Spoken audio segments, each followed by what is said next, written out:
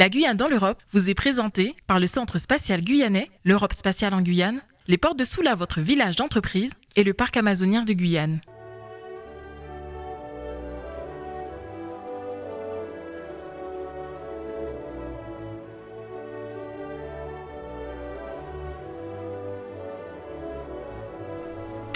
Bonjour, 26 mai 2019, les élections européennes. Je suis heureux de vous proposer avec les équipes de Radio Pays le numéro 1 d'un magazine, La Guyane dans l'Europe, pour vous permettre de mieux comprendre et mieux appréhender cette date importante pour notre territoire. La Guyane dans l'Europe, Jean-Paul Lepelletier. Açores, Canaries, Guadeloupe, Guyane, Madère, Martinique, Réunion, à des milliers de kilomètres les unes des autres, et au large du continent européen, baignées par des mers différentes, les régions ultrapériphériques forment un ensemble particulier dont le traité de Maastricht a défini la singularité et le traité d'Amsterdam est venu reconnaître l'unicité sur la base d'un concept novateur, l'ultrapériphérie. Bien que son origine soit encore sujette à controverse, le concept ultrapériphérique fut utilisé pour la première fois en octobre 1987 lors de l'Assemblée générale de la CRPM à La Réunion par le président des Açores, M. Mota Amaral. Cherchant à qualifier, dans le cadre du concept de la périphéricité, la situation éloignée des îles et des territoires du continent européen, il utilisa de manière spontanée l'expression « plus que » puis « ultra » d'un usage plus courant dans sa langue. Les îles et les régions ultrapériphériques étaient nées, créées par les régions elles-mêmes. En 1988, à Madère, le président de la région, Alberto João Jardim, a invité ses collègues ultrapériphériques à une séance de travail pour aborder les questions d'intérêt commun, à l'heure où le projet du Poséidum était encore en discussion au niveau des institutions communautaires. Novembre 1988, premier sommet des régions ultrapériphériques à Funchal, à Madère, présence des présidents des 7 régions de l'époque, messieurs Darcière pour la Martinique, Proto pour la Guadeloupe, Otilly pour la Guyane, Lagourgue de la Réunion, Mota Amaral des Açores, Jardim de Madère et Fernandez Martin des îles Canaries. Le 25 novembre 1988, ces présidents ont fait une importante déclaration à Funchal où ils ont réaffirmé la convergence de leurs approches et préconisé un dialogue avec la Commission européenne, au travers notamment du groupe interservice qui a été créé à cet effet. Les régions ont décidé de mettre en place une conférence des présidents des régions ultrapériphériques. La nécessité de disposer d'une base juridique propre aux régions a tout d'abord conduit à la déclaration commune numéro 26, annexée au traité de Maastricht. Celle-ci a institutionnalisé pour la première fois la possibilité d'adapter la réglementation communautaire en égard à la constance et au cumul des handicaps structurels. À défaut de bénéficier d'une autorité juridique, cette déclaration témoigna de la volonté politique des États membres. Le 29 mars 1995, les présidents des RUP, réunis à Gourbert, en Guadeloupe, ont élaboré une déclaration où ils expriment leur volonté commune de promouvoir ensemble, auprès des institutions communautaires et de leurs autorités nationales, la prise en compte des réalités et des spécificités de leur région. Et ils demandent l'insertion dans le futur traité d'Amsterdam d'un article spécifique sur les RUP, le futur article 299-2. À cette occasion, ils ont signé le protocole de coopération où, entre autres, ils s'engageaient à promouvoir, faciliter les relations commerciales, la coopération sociale, culturelle et éducative, la coopération scientifique, technique et environnementale, ainsi que le développement de programmes d'échange d'expériences dans tous les domaines. La poursuite des réflexions en ce sens et l'action de la conférence des régions expliquent l'introduction dans le traité d'Amsterdam d'un nouvel article, le fameux 299-2, qui conduit à un véritable régime spécifique pour les régions ultra-périphériques. Cet article, qui a consacré ce que la doctrine appelle le principe d'assimilation-adaptation, a plusieurs significations. Tout d'abord, il reconnaît la notion d'ultra-périphérie fondée sur les handicaps structurels en fixant des critères précis et en énumérant les 7 régions concernées.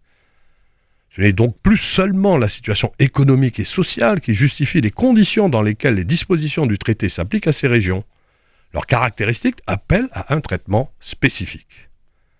Deuxièmement, il étend les possibilités de dérogation qui étaient contenues dans l'article 227-2, mais était réservé au département français d'outre-mer à l'époque. Et aujourd'hui, donc, tout est étendu à l'ensemble des régions ultrapériphériques et à des domaines très vastes couvrant plusieurs politiques communautaires. Désormais, l'ensemble des régions sera traité de manière identique, française, espagnole, portugaise, et pourra faire l'objet d'une dérogation aux règles générales et communes sous forme de dispositions spécifiques. Troisièmement, il énumère les domaines dans lesquels les conditions d'application peuvent être adoptées sans empêcher le Conseil d'arrêter des mesures dans d'autres secteurs non expressément cités. De plus, il ne fixe aucun délai pour l'application des nouvelles dispositions du traité aux régions ultrapériphériques. La référence à une période transitoire à l'époque de 2 ans qui figurait dans l'ancien article 277 ayant été abandonnée. Enfin, il simplifie le mécanisme décisionnel qui requérait à l'époque l'unanimité du Conseil et l'avis conforme du Parlement et prévoit que les décisions sont désormais prises, sur proposition de la Commission par le Conseil, à la majorité qualifiée après simple consultation du Parlement européen. Le traité d'Amsterdam, signé donc le 2 octobre 1997, n'a pourtant pas satisfait les partisans d'une Europe forte. Mais il a été perçu par les secrétariats d'État français à l'outre-mer de l'époque, le comité de suivi des régions ultrapériphériques et les hommes politiques aussi de nos départements comme une avancée importante. Certes, la nouvelle rédaction de l'article 277, paragraphe 2, assure aux RUP une certaine garantie, mais pourtant de nombreuses incertitudes subsistent. Le texte du projet de traité de Rome, qui établit une constitution pour l'Europe, présenté à la présidence italienne du Conseil de l'Union européenne le 18 juillet 2003 et approuvé dans le cadre du Conseil européen des 17 et 18 juin, en ce qui concerne les régions ultrapériphériques, continue le principe politique de l'article 299.2 du traité communautaire à travers l'article 330, intensifiant ainsi leur efficacité juridique par les mécanismes qu'il prévoit à l'égard de la procédure de décision. C'est lors de l'adoption du traité de Lisbonne en 2007 que le fondement des relations des RUP et de l'UE s'inscrit dans l'article 349 du traité de fonctionnement de l'Union européenne, encore d'actualité de nos jours. La conférence des présidents des régions ultrapériphériques s'est engagée à Funchal en septembre 2016 à présenter un mémorandum qui vise, par la formulation de propositions concrètes et précises, à renouveler en profondeur la prise en compte de l'ultrapériphérie dans les politiques européennes.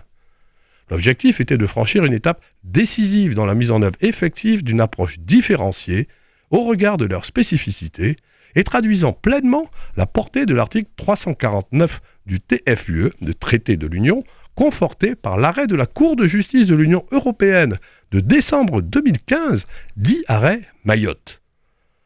Ce mémorandum, produit à la Commission en mars 2017, a servi de base à la stratégie renouvelée de la Commission européenne en faveur des régions ultrapériphériques. Et il marque ainsi le début de la réflexion de la conférence vis-à-vis de la période de programmation à venir post-2020.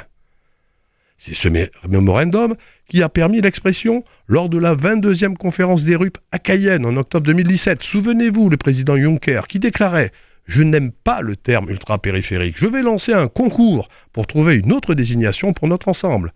Région ultrapériphérique, ça résonne ultrapériphérique alors que vous êtes au cœur de l'Europe. » Nous arrivons donc à la fin de l'ultrapériphéricité, comme définition de la Guyane et des autres RUP dans l'Europe, pour discuter d'une prévisible évolution de son statut pour la période post-2020.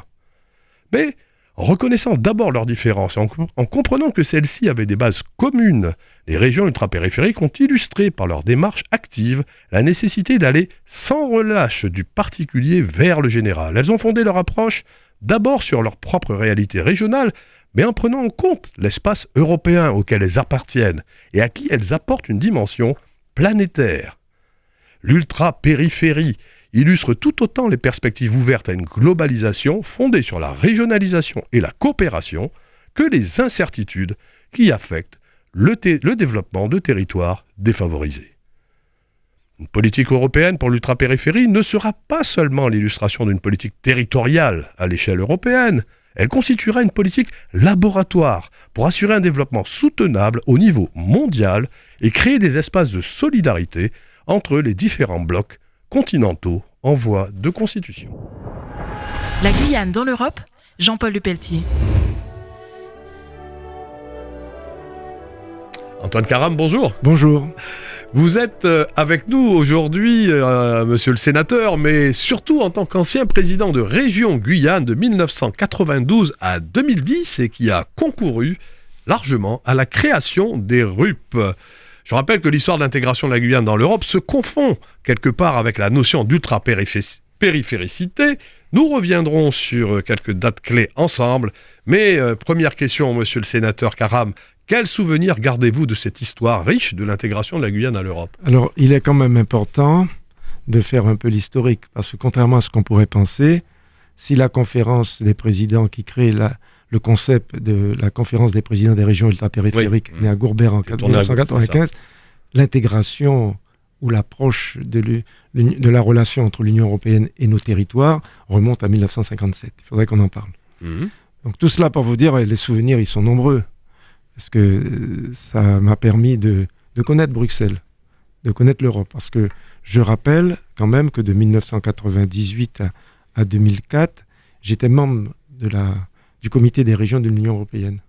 Oui. C'est un organe consultatif de l'Union européenne qui donnait des avis éclairés au Parlement européen. J'avais été choisi parmi les 23 membres de la France qui y siégeaient par le gouvernement de Lionel Jospin à l'époque. Et donc, à ce titre, tous les mois, je me rendais à Bruxelles comme un député européen. Ça m'a permis surtout de circuler dans les couloirs du Parlement européen à Bruxelles et de m'y faire des amis. Et parmi mes amis, je pourrais citer Giuseppe Ciavarignazzi. Ah oui, le président du groupe Interservice, qui était un haut fonctionnaire de la commission, de Madame Danuta Hübner, qui est d'origine polonaise, mais qui était la commissaire européenne pour les affaires des régions ultra-périphériques et qui, du reste, continue à travailler. Et toujours député européen. Donc, ça m'a permis de rentrer dans les couloirs. J'ai pu côtoyer sur tout ce qui est formation professionnelle. Je me souviens plus de son nom. Un fonctionnaire de très, très haut niveau qui était originaire de la Grèce.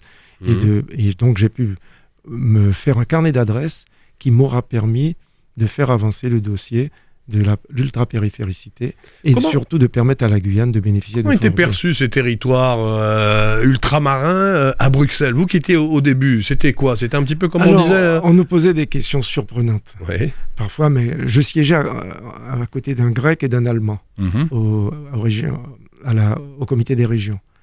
Et donc, il me posait la question, mais comment vous êtes encore une colonie? Parce que je rappelle, parce que pour revenir à l'historique, en 1957, le 25 mars 1957, ça fera donc ce dimanche, ça fera 62 ans. Le traité de Rome, le traité de Rome a permis à 6 pays de créer la communauté économique européenne. Eh bien, la Guyane, la Martinique, la Guadeloupe et la Réunion de fait ont intégré la communauté économique. Oui, en tant que département français. Mais nous étions les seuls. C'est vrai, c'est rappelé effectivement. L'Espagne arrive après, le Portugal aussi arrive après. Largement après. Donc largement après. Donc à cette époque-là, personne en Guyane, je suppose, nous étions... C'était un ovni institutionnel. Mais oui, parce que voilà, il a fallu du temps pour que l'on puisse accepter le principe que l'Europe, grâce à ces territoires ultramarins, donc avec l'arrivée de l'Espagne et du Portugal particulièrement, puisse élargir et avoir une dimension carrément planétaire. Planétaire. Tout à fait. Et à partir de ce moment, le principe de l'Europe étant l'égalité, la parité et surtout de permettre aux régions qui sont en retard de développement d'accéder à ce qu'on appelle les régions d'objectifs. C'est ça, c'est les fameux fonds structurels. 75% du PIB par habitant des territoires les plus défavorisés. On y reviendra. Donc à partir de ce moment, la règle a changé et les rapports ont évolué. Parce qu'il faut reconnaître objectivement que les deux pays, l'Espagne et le Portugal, dont on disait qu'ils étaient les pays les plus pauvres, des anciennes dictatures aussi. Arrivés dans l'Union, ils ont intégré l'Union européenne, ont fait une démonstration de leur capacité à bénéficier dans les meilleures conditions et de développer leur pays grâce aux fonds européens, aux fonds structurels. Et donc, par ricochet, l'Espagne a permis aux Canaries d'avoir un développement extraordinaire, territoire autonome. Je ne parle même pas de Madère et des Açores. Si un jour vous allez à Madère, vous verrez ce que c'est. Très bien. Alors justement, puisque vous nous parlez de ces territoires qui étaient espagnols, qui sont toujours espagnols ou portugais, est-ce que vous pouvez nous indiquer aussi ce qu'a apporté à nos départements français, à nos territoires français, à la Guyane en particulier, cette association avec ces régions dans ces fameuses notions de régions ultra-périphériques? Est-ce que ça a été un plus? J'ai l'impression que ça a donné un poids politique important, notamment pour obtenir les votes d'un certain nombre de choses. Ça nous a permis de faire l'Europe avoir un autre regard vis-à-vis de nous. Alors le terme lui-même, ultra-région, ultra-périphérique, est un terme, vous devez vous en douter, inventé par les technocrates de Bruxelles. Ah, j'ai une source différente, puisque selon les sources qui m'ont été données, il paraîtrait que ça serait le président de... Alors je ne sais plus, c'est un des présidents d'une des régions espagnoles, je crois. Ah, c'est des Canaries alors. Canaries ou Madère? C'est soit Canaries, soit Madère. Si c'est Madère, c'est mon ami Jardim. Non, c'était Amaral. Ah, que j'ai connu, Amaral. Des Açores, le président des Açores. Alors, oui, des Açores. Oui, voilà. Qui, lui, a été un des premiers à utiliser ce terme-là. Peut-être, c'est possible. Mais enfin, nous, on nous a toujours dit que en 1987. Alors voilà, c'est bien ce que je vous disais. Avant qu'on mette en place la conférence des présidents et toutes ces conférences qui se sont déroulées de 1995 à l'année dernière encore, 2017, il y a eu d'abord des démarches, il y a eu des travaux. Dans cet espace, les présidents, les exécutifs seront, et à ce titre, Georges Ottilie, mon prédécesseur, a eu l'occasion de participer à un certain nombre de réunions, soit à Madère, soit aux Açores, soit aux Canaries, ou encore en Belgique, à Bruxelles. Mais l'idée a fait son chemin à partir du traité d'Amsterdam. C'est ça. L'article 299.2 du traité d'Amsterdam, créant le concept des régions ultra-périphériques. D'accord. Renforcé par l'article 349 après, et qui donne le statut que nous connaissons aux régions ultra-périphériques.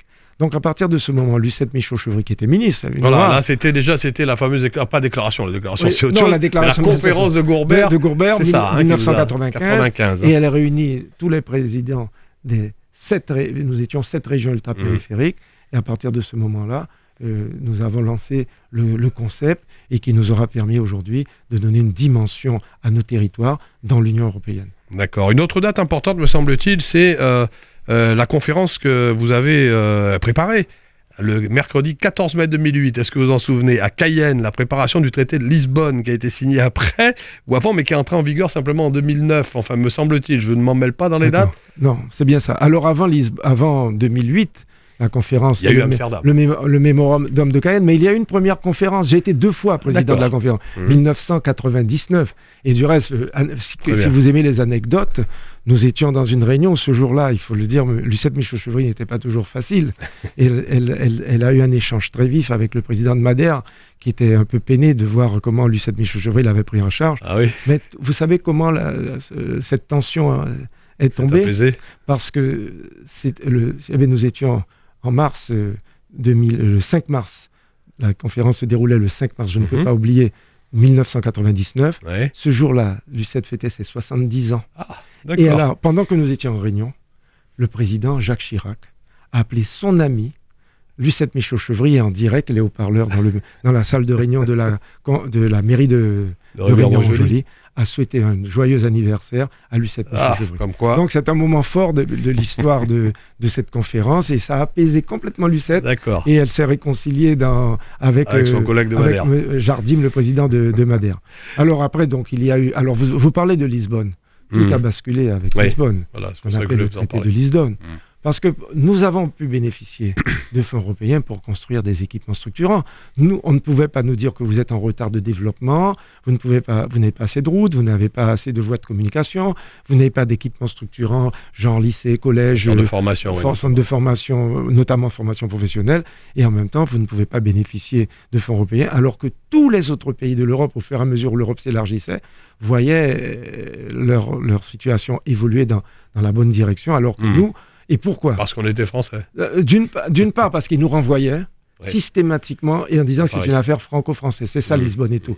Et contrairement aux autres pays européens, notre croissance naturelle était telle à ce moment-là, plus de 3%, la plus forte croissance de toute l'Europe, nous entraînait dans des directions difficiles à gérer parce qu'en même temps, il fallait trouver les moyens pour aménager notre territoire.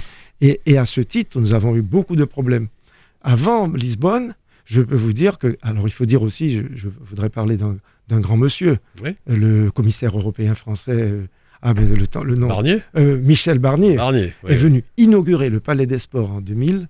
Il a inauguré le Palais des Sports parce qu'il m'avait donné les tuyaux pour intégrer des fonds européens. Pour arriver à avoir des fonds, alors que ce n'était pas forcément quelque chose d'évident. Alors nous en arrivons à Lisbonne, eh bien la stratégie de Lisbonne, c'était la connaissance, c'était l'économie de la connaissance et l'économie, développement économique, au détriment de tout ce qui était équipement structurant pour construire le territoire. Ça ouvrait d'autres possibilités. Donc, le numérique et tout le reste. C'est ce qui nous guide encore aujourd'hui. Eh bien voilà. Et donc, nous n'avons pas été en mesure par la suite de construire des équipements structurants nécessaires et indispensables au développement de notre pays, notamment dans la formation, parce que nous n'avons plus bénéficié à partir de ce moment des fonds structurels. D'accord, oui. Moins. Sauf dérogation. Non, on en a bénéficié pour autre chose. Pour autre chose. Je parle pour les équipements lycée, équipements de formation professionnelle et d'autres. Très bien, très bien. Alors une autre question, moi, on va essayer de se rapprocher un peu. C'est vrai que vous avez entre guillemets passé la main au président Alexandre. On va retenir sous la présidence de Rodolphe Alexandre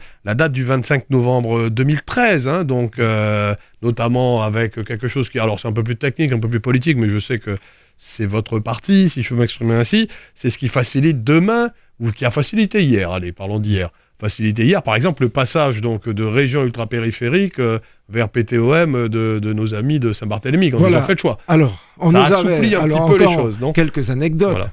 Lorsque nous avons commencé à négocier avec le comité pour nous démarrer la Guyane, les élus, nous étions tous d'accord, même Léon Bertrand à cette époque, en 99, le pacte de développement à Paris avec le gouvernement, d'abord avec Jean-Jacques Kéran et ensuite avec Christian Paul, les collaborateurs... On y va, c'est juste, allez...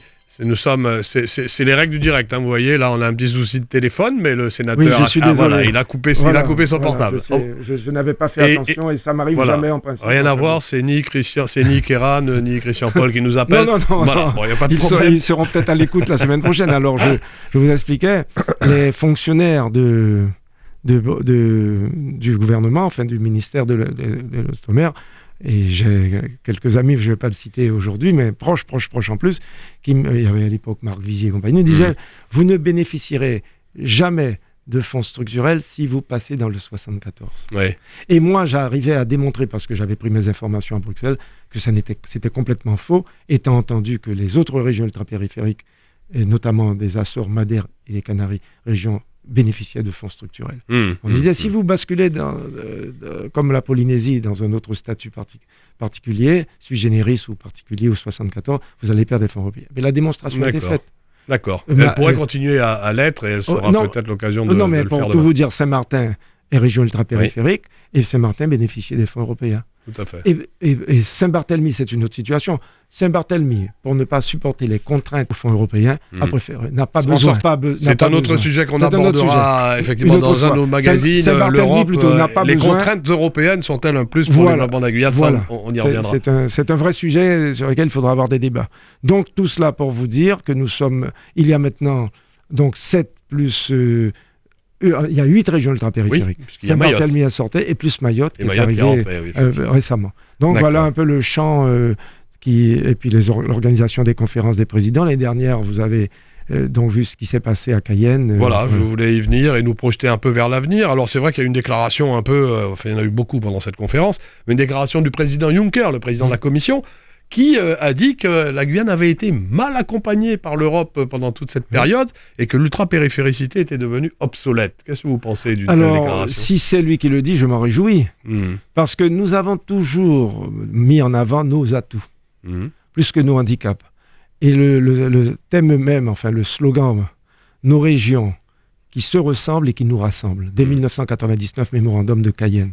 Nous avons pu démontrer que c'est nous qui donnons à la France, pour nous, et à l'Europe, la dimension que cette Union européenne a aujourd'hui sur le plan mondial. Nous sommes en face du Mercosur. Oui. Nous sommes en face du CARICOM.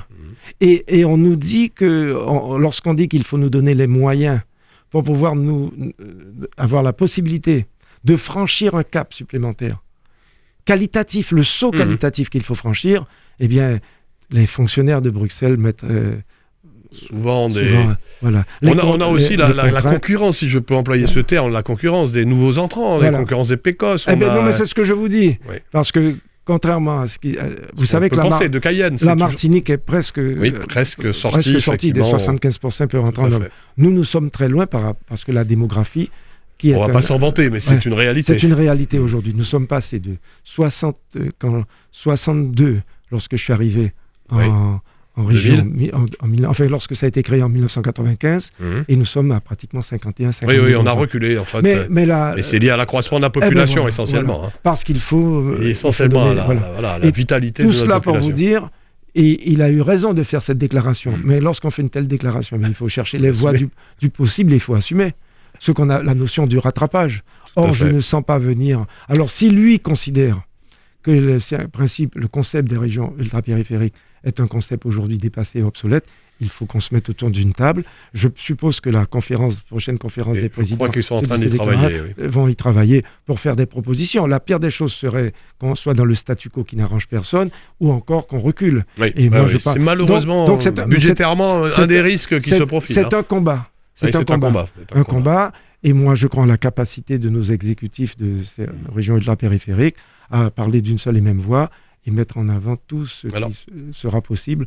Pour conclure, sénateur, est-ce que ce n'est pas la raison pour laquelle il faut aller voter le 26 mai prochain aux échéances européennes et sortir de ces fameux 5 à 10% de taux de participation? Pour l'histoire, encore une anecdote. Vous savez qu'en 79, élections européennes, j'étais un des dirigeants déjà du Parti socialiste guyanais, et nous avions appelé, en 89, nous avions appelé à nous abstenir, parce que quel que soit le système dans lequel on se trouvait, la Guyane...